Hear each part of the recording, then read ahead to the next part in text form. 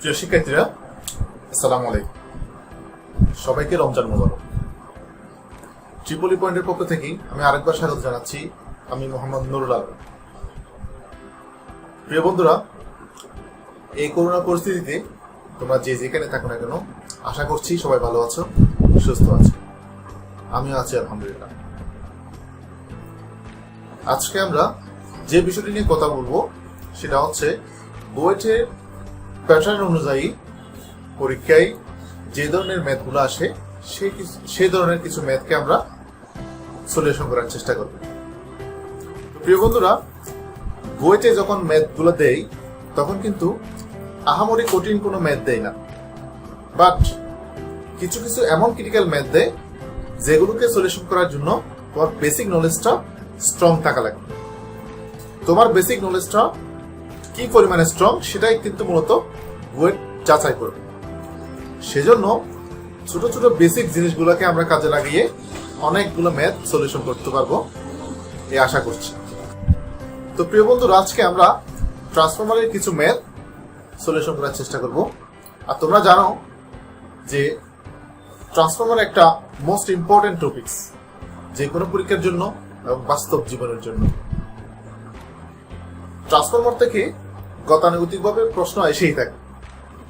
Electrical, electronics দুই ডিপার্টমেন্টে আলাদা প্রশ্ন হলেও আসবে, কম্বাইন প্রশ্ন হলেও আসবে। তো বুয়েট কিন্তু একটা বইকে তাবিজ হিসেবে ফলো করে, সেটা হচ্ছে fundamental of electric circuits by Charles K Alexander. এই আলেকজান্ডারের বইটা তোমরা লাইব্রেরিতে আলেকজান্ডারের বই বললে পেয়ে যাবা, আলেকজান্ডার সাদিকও বললেও পেয়ে যাবা। এই আলেকজান্ডারের বইটা মূলত তাবিজ হিসেবে ইউজ করে একেবারে হুবহু ডাটা সহ প্রশ্নের মধ্যে তুলে দেয়। তো প্রিয় বন্ধুরা, তোমরা জানো যখন এসএসসি পরীক্ষা দিয়েছিলাম তখন কিন্তু এসএসসি ম্যাথ গুলো করতে করতে এমন প্র্যাকটিস হয়ে গেছিল যে কোন ম্যাথের কি আনসার সেটাও কিন্তু আমরা মুখস্থ হয়ে যেত। যার কারণে আমরা পরীক্ষার হলে গিয়ে যখন আমরা সলিউশন করতাম তখন কিন্তু আমরা বুঝতে পারতাম যে এই ম্যাথের অ্যান্সার কত, আমার এত আসছে কিনা, তাহলে আমরা কনফিডেন্সলি অ্যান্সার গুলো করতে পারতাম।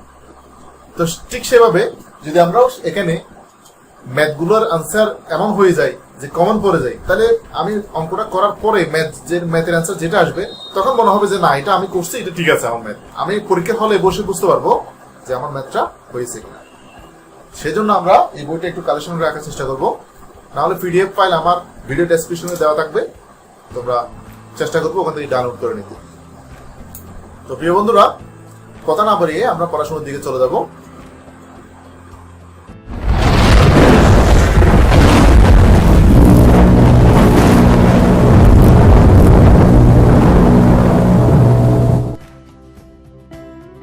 তো প্রিয় বন্ধুরা, আমরা আজকে যে সার্কিটটা দেখবো সেটা হচ্ছে এই ধরনের একটা সার্কিট। আমি একটু কথা বলিনি, সেটা হচ্ছে অনলাইনে যে ক্লাসগুলো নিচ্ছি সেটা হচ্ছে খুব মজার ক্লাস। কারণ হচ্ছে অনলাইনে একমাত্র সম্ভব লুঙ্গি পরে ক্লাস করা। লুঙ্গি যদিও তোমাদেরকে দেখাচ্ছি না, লুঙ্গি পরে ক্লাস করার মজা সবসময় অনলাইনেই পেয়ে থাকি। অফলাইনে কিন্তু এই ধরনের সম্ভব হয় না। ট্রাউজার, লুঙ্গি, গেঞ্জি নট, এটা টি শার্ট বলা যায়, হ্যাঁ এটাও মোটামুটি একটা চলে। সেটা হচ্ছে অনলাইনে সম্ভব, অফলাইনে কিন্তু সম্ভব না। তো আমরা অনলাইনে যে ক্লাসগুলো মজায় মজায়, তোমরাও কিন্তু লুঙ্গি পরে গামছা পরে ক্লাসগুলো আরো একেবারে গেঞ্জি পরে দেখতে পারবা। এর চেয়ে সুবিধা আর কি পাবা। তো প্রিয় বন্ধুরা, তো কথা বলাচ্ছি না, আমি পড়াশোনার দিকে চলে যাবো। ট্রান্সফরমার একটা ইম্পর্টেন্ট টপিকস। আমরা ট্রান্সফরমারের একটা সার্কিট দেওয়া আছে, এখানে দুইটা সোর্স দেওয়া আছে, একটা 20 ভোল্ট এসি সোর্স, 12 ভোল্টের ডিসি সোর্স। তো যখন এখানে দুইটা সোর্স দেওয়া থাকে তখন কিন্তু আমাদের মাথায় থিঙ্কিং আসে, তখন কি করবো। অনেকে ঘাবড়ে যায়, কি ধরনের ম্যাথ দেয় বুয়েট, হ্যাঁ তখন কিন্তু আমরা আসলে ইজি একটা ম্যাথকে সলিউশন করতে পারি না, শুধুমাত্র বেসিক নলেজ গুলো না থাকার কারণে। তো প্রিয় বন্ধুরা, এখানে যখন দুইটা সোর্স আমরা দেখবো তখন সেটাকে কিভাবে সলিউশন করবো আমরা একটু থিঙ্কিং করি। আমরা জানি ট্রান্সফরমারে অনলি এসি সোর্স কাজ করে, ডিসি সোর্স কাজ করে না। কারণ ডিসিতে ফ্রিকোয়েন্সি 0, এসিতে ফ্রিকোয়েন্সি থাকার কারণে আমরা জানি ট্রান্সফরমারে এসি সোর্সে সবসময় কাজ করে। যেহেতু দুইটা সোর্স দেওয়া আছে এখানে, তাহলে কি দুইটাই কাজ করবে নাকি একটা কাজ করবে? অনেকে চিন্তা ভাবনা করবে যে ডিসি সোর্স যেহেতু কাজ করবে না, ফ্রিকোয়েন্সি 0, সেজন্য এটা মুছে দেই। যদি মুছে দেয় তাহলে এটা তো ওপেন সার্কিট হয়ে যাবে। তাহলে ওপেন সার্কিট যদি হয়ে যায় তাহলে তো এখানে কোনো কারেন্ট ফ্লো হবে না, আউটপুটে জিরো ভোল্টেজ পাওয়া যাবে, জিরো কারেন্ট পাওয়া যাবে। কিন্তু সেটা না, এখানে যেহেতু দুইটা সোর্স আছে তখন আমাকে দুইভাবে চিন্তা করতে হবে। আমি এই দুইটা সোর্সকে দুইভাবে চিন্তা করব। তো প্রিয় বন্ধুরা, তোমরা জানো যে যখন একাধিক সোর্স থাকে তখন আমরা সুপারপজিশন থিওরেম অ্যাপ্লাই করে কোন একটা ম্যাথের সলিউশন করি। তো এখানেও ঠিক এইভাবে আমরা দুইটা সোর্সকে আলাদা আলাদা ভাবে ধরে সুপারপজিশনের নিয়মে আমরা ম্যাথটাকে সলিউশন করার চেষ্টা করব। তো কিছু বেসিক নলেজ আমাদের প্রয়োজন হবে, সেটা ট্রান্সফরমারের যে বেসিক নলেজ সেটা হচ্ছে ট্রান্সফরমারের প্রাইমারিতে যখন আমরা এসি সোর্স সাপ্লাই দেই তখন প্রাইমারি কয়েলে একটি ম্যাগনেটিক ফ্লাক্স তৈরি হয়, যেটা পার্শ্ববর্তী কোনো কয়েল থাকলে ওই কয়েলে কর্তন করে একটা ভোল্টেজ আবিষ্ট হয়, যে ভোল্টেজ থেকে আমরা লোডের মধ্যে কারেন্ট ফ্লো করতে পারি। তো প্রিয় বন্ধুরা, সেটা সম্ভব হয় এসি সোর্সের জন্য। এসিতে ম্যাগনেটিক ফ্লাক্স তৈরি হয় বলে এটা সম্ভব, কিন্তু ডিসিতে কি ম্যাগনেটিক ফ্লাক্স তৈরি হয়? অনেকেই বলবেন না, কিন্তু মজার বিষয় হচ্ছে ডিসিতেও ম্যাগনেটিক ফ্লাক্সটা তৈরি হয়। যখন আমরা এখানে ডিসি সোর্স দিব উইথাউট এসি সোর্স, তখন কিন্তু এই কয়েলে প্রাইমারি কয়েলে একটা ম্যাগনেটিক ফ্লাক্স তৈরি হবে, বাট এই ম্যাগনেটিক ফ্লাক্সটা হচ্ছে স্থির থাকবে, যেটা পার্শ্ববর্তী কোনো কয়েলকে কর্তন করবে না, যার কারণে পার্শ্ববর্তী কোনো কয়েলে ভোল্টেজ ইনডিউসড হবে না। সেজন্য মূলত ডিসি সোর্স ট্রান্সফরমারে কোনো কাজ করে না, যেহেতু ফ্রিকোয়েন্সি শূন্য। তো প্রিয় বন্ধুরা, আমরা দুইটা সোর্সকে চিন্তা করে আলাদা আলাদা ভাবে চিন্তা করে আমরা ম্যাথটাকে সলিউশন করব। পয়েন্ট 12 ভোল্ট ডিসি অ্যাক্টিভ, যখন এই ডিসি ভোল্টটা অ্যাক্টিভ করছি তখন কিন্তু আমরা সুপারপজিশন নিয়ম অনুযায়ী যখন দুইটা সোর্স থাকবে তখন একটা অ্যাক্টিভ হলে আরেকটা সোর্স ইনঅ্যাক্টিভ হবে। যদি ভোল্টেজ সোর্স হয় শর্ট হয়ে যাবে, কারেন্ট সোর্স হয় ওপেন হয়ে যাবে। তাহলে যেহেতু ভোল্টেজ সোর্স সেজন্য আমরা এটাকে শর্ট করে দিলাম, তাহলে আমাদের সার্কিটটা দাঁড়াবে এরকম। এখন যেহেতু আমি 12 ভোল্ট সাপ্লাই দিয়েছি এই কয়েলের মধ্যে, তাহলে কিন্তু এখানে একটা ম্যাগনেটিক ফ্লাক্স তৈরি হবে ঠিকই, কিন্তু এই V1টা 12 ভোল্ট পাওয়া যাবে, বাট V2 তে কোনো ভোল্টেজ পাওয়া যাবে না। কারণ হচ্ছে এই V2 এর মধ্যে কোনো ম্যাগনেটিক ফ্লাক্স কর্তন করবে না, যেহেতু ডিসি তে ফ্রিকোয়েন্সি শূন্য। সেই জন্য V2 হবে 0। যদি V2 0 হয়, V2 হবে 0 ভোল্ট। যদি V2 0 হয়, এই RL এর মধ্যে কোনো ভোল্টেজ পাওয়া যাবে না এবং BL টাও কি হবে 0 ভোল্ট হবে। যেহেতু আমরা প্রথম সোর্সের জন্য কাজ করছি সেজন্য এটা বললাম BL প্রাইম। এখন দ্বিতীয় সোর্সের জন্য আমরা কাজ করব, সেটা হচ্ছে 120 ভোল্ট এসি সোর্স যখন দিয়েছি তখন আমাদের সার্কিটটা দাঁড়াবে এরকম। এখন কিন্তু এই কয়েলে যে পরিমাণ ম্যাগনেটিক ফ্লাক্স তৈরি হবে, ঠিক একইভাবে এখানেও ম্যাগনেটিক ফ্লাক্সটা তৈরি হবে, একটা V2 পাওয়া যাবে। এই V2টা এই রেশিও অনুযায়ী পাওয়া যাবে। এই V2টা যদি পাই আমরা, এই V2 থেকে আমরা এই RL টা পাবো। যেহেতু এখানে RL ছাড়া অন্য কোনো রেজিস্ট্যান্স নাই, সেহেতু এই V2 এর সব ভোল্টেজটাই এই RL এর মধ্যে ড্রপ হবে। তো প্রিয় বন্ধুরা, আমরা একটু V2টা বের করে নিব। আমরা তার আগে এই যে রেশিও সমান আমরা জানি A সমান হচ্ছে N1/N2, V1/V2 যা করি না কেন, তাহলে এখান থেকে মান আসবে 3/1 সমান 3 বলতে পারি।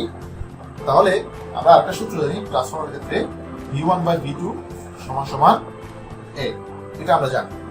যেহেতু আমরা রেশিও জানি, তাহলে সেই ক্ষেত্রে আমাদের V1 এর মান জানা আছে 120 ভোল্ট, আর V2 হচ্ছে বের করব, আর এর মান হচ্ছে 3।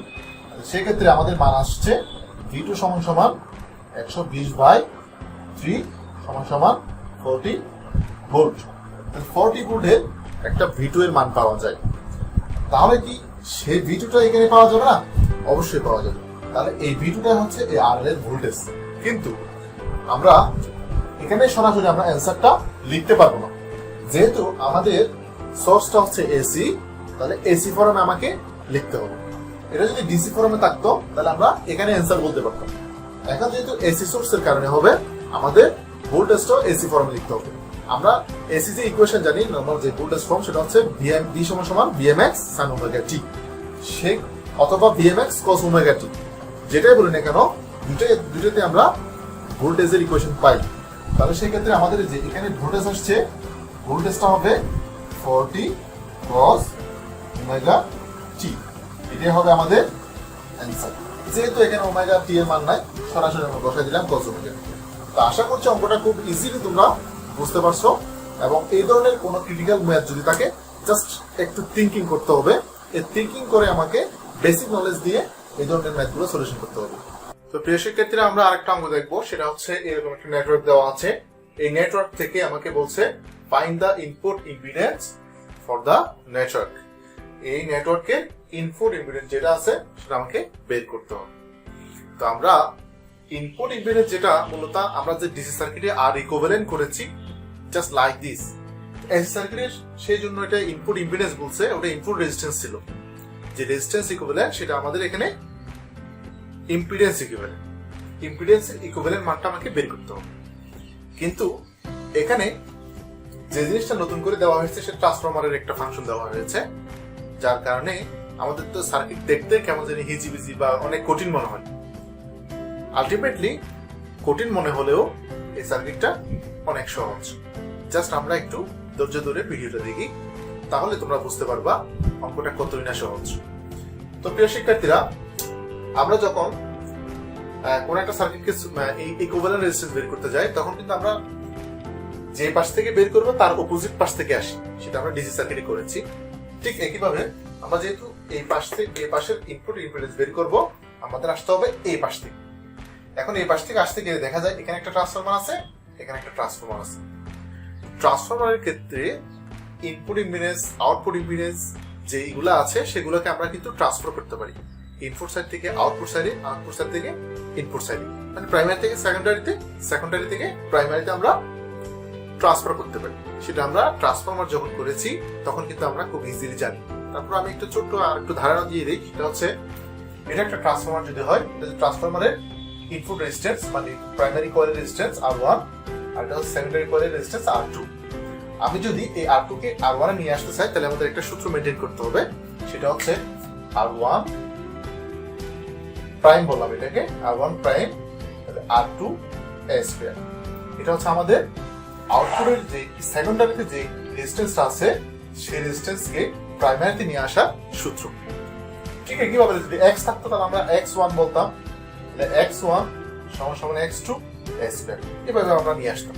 ঠিক একইভাবে এখানে z হবে, তাহলে z হলে কি হবে, তাহলে z1 সমান সমান z2 a স্কয়ার। এটা প্রাইমারি থেকে সেকেন্ডারি নিয়ে আসলাম।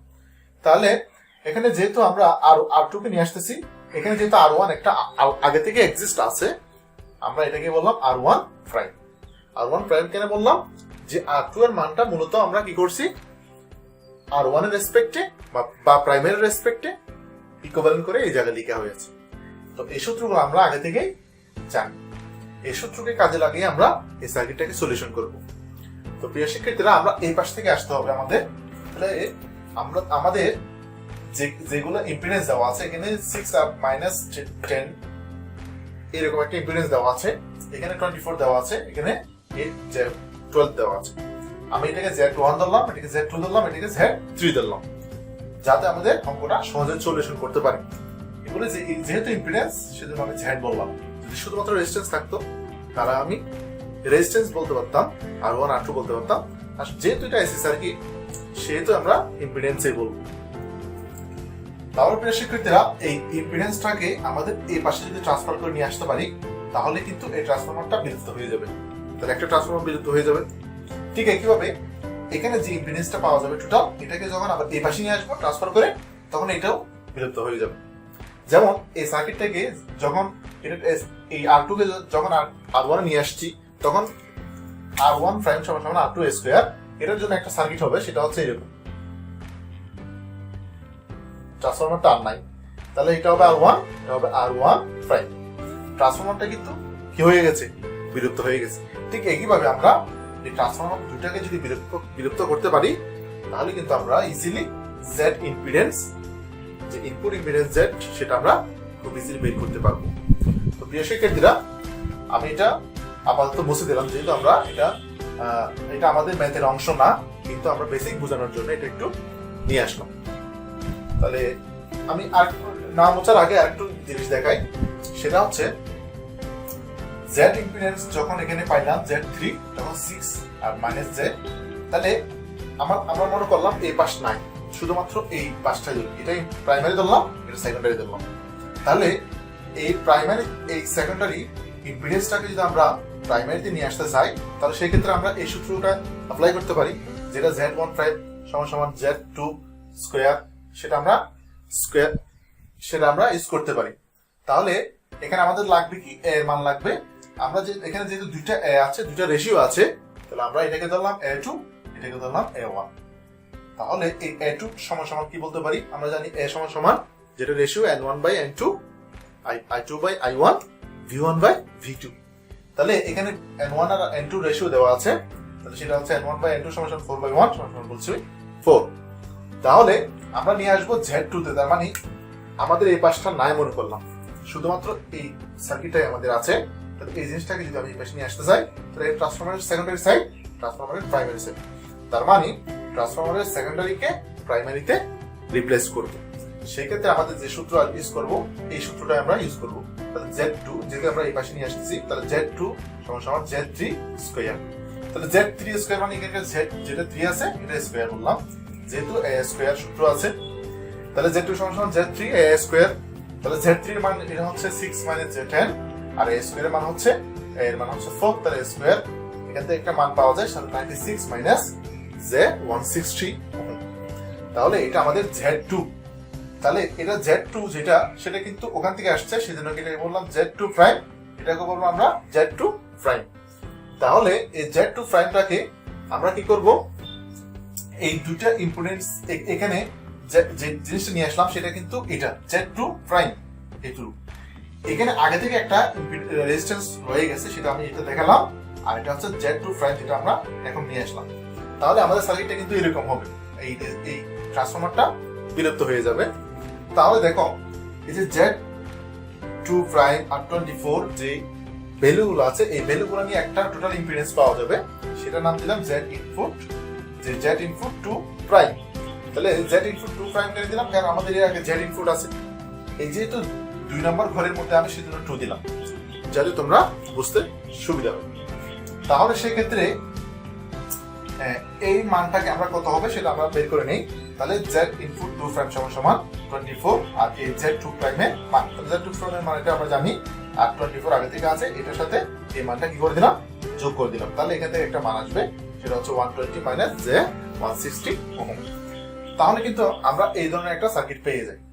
তো প্রিয় শিক্ষার্থীরা, আমাদের ইনপুট ইম্পিডেন্স বের করতে হলে এই ট্রান্সফরমারটাও আমাদের কি করতে হবে, বিলুপ্ত করতে হবে। সেক্ষেত্রে এখানকার যে ইনপুট ইম্পিডেন্স আছে Z ইনটু প্রাইম, সেটাকে আমরা প্রাইমারিতে নিয়ে আসবো। এখন যেহেতু আমরা এটা বিলুপ্ত করে ফেলেছি, তাহলে এই ট্রান্সফরমারের রেসপেক্টে এটা প্রাইমারি, এটা সেকেন্ডারি।